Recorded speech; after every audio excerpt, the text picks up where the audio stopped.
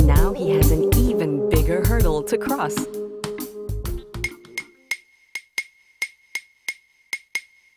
For Chinese weddings here in Singapore, the groom has to pick the bride up from her parents' place. And before doing that, he has to overcome obstacles dreamed up by close female friends of the bride.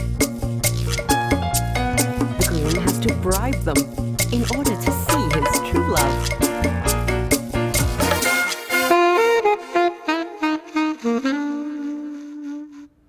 These are things that I didn't really want to do, but it's more fun if we do it than if we don't, right?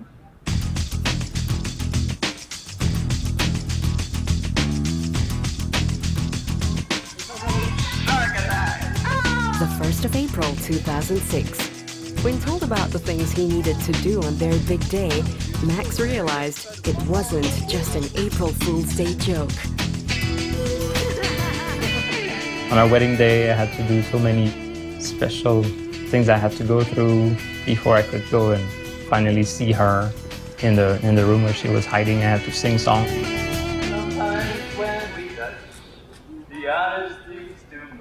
Singing the song was not a small thing, actually. We were downstairs from the condo, they were on the 10th floor, and I had the megaphone and I was singing a song. And I had no idea what to sing. I was completely blank, and somebody else was whispering the lyrics to me. I was just singing a song I didn't even know, so it was quite funny.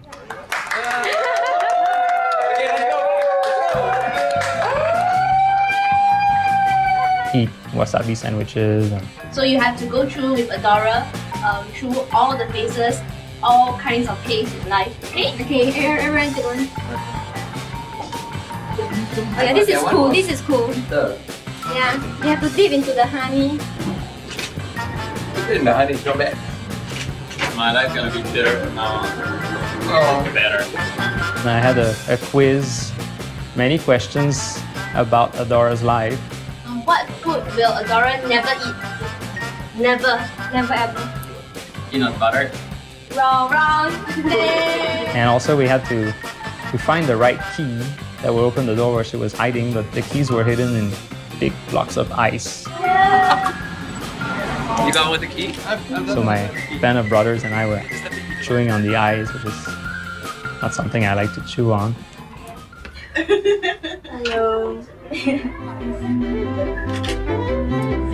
Adora, take this ring as a token of my love and appreciation.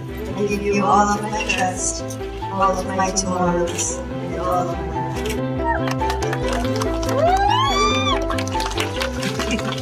Okay, that's enough.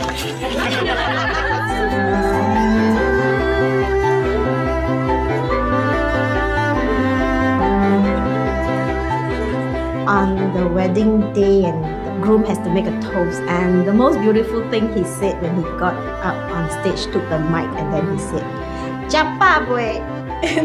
You know, immediately he endeared himself, I think, to all the guests there.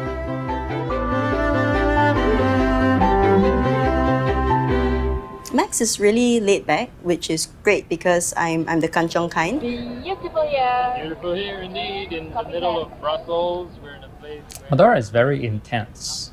She wants something to happen and she will really work on it. So she has a very strong sense of organizing things. This I really admire. Best organ in the world, city. Yeah. He has his priorities set differently. He's not just after all these material things. Like, we don't have a car, we don't think we will ever have a car. We don't live in a condo, but we kind of like our house. We're not rolling in money, we're just managing. And we're happy. I think that's all that matters. Macam, most beautiful place in the world. So with Max, I've learned to live in the moment. It has been 5 years since Max settled in Singapore, but before he called the island home, this city-state wasn't where he thought it was.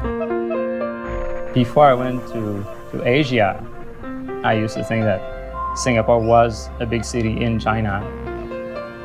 Once I arrived in China and I met some Singaporeans, and I realized it was not. In China, I looked on the map and I saw it was quite far away.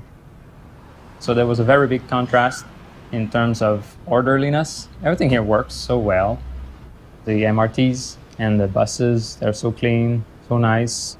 We don't really need a car. Maybe because we're living downtown, so it's quite easier like that. I think here is perfectly okay to be a pedestrian or an EasyLink user. The working culture, however, was not something he was accustomed to. It was a bit hard to adapt to the style of work here as opposed to the work I used to do before that in China.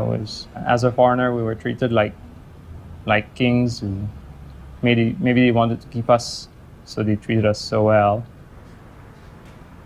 Adapting to the work was not so easy. It was straight working 44, 45 hours a week and Saturdays once in a while. Even in Canada, we don't work so much.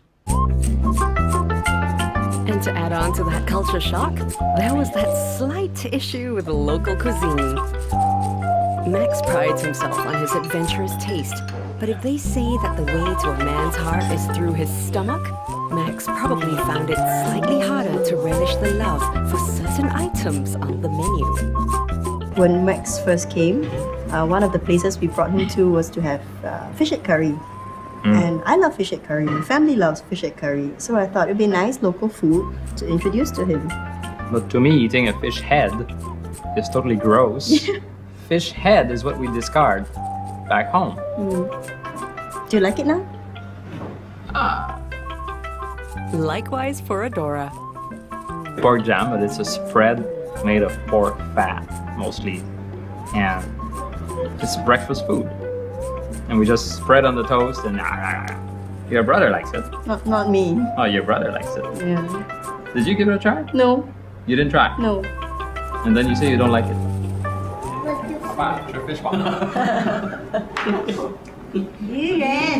I use one.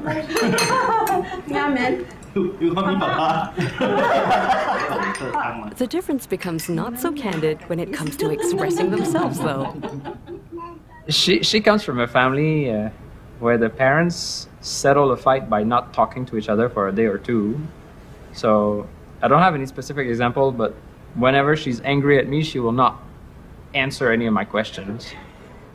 So she just won't talk to me, and I will say something like, did you pack the baby's food? Did you pack the baby's food? But to my defense, if we had just quarreled about something, the mindset is still anger, anger, anger. I'm still mad at you. I don't want to talk to you. They call it the VOS. Vow of silence. Vow of silence. I think in a mixed relationship, we have to take special care to think about what the other person might think about our daily things. While he is adapting to the lifestyles here, there are still many things Max misses about Canada. He remembers dressing up as a kid, going door to door asking for tricks or treats during Halloween, something that he tries to share with his new family.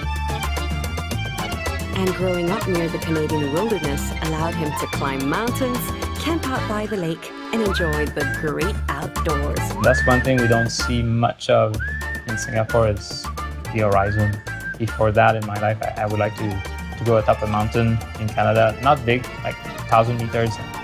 The view is tremendous.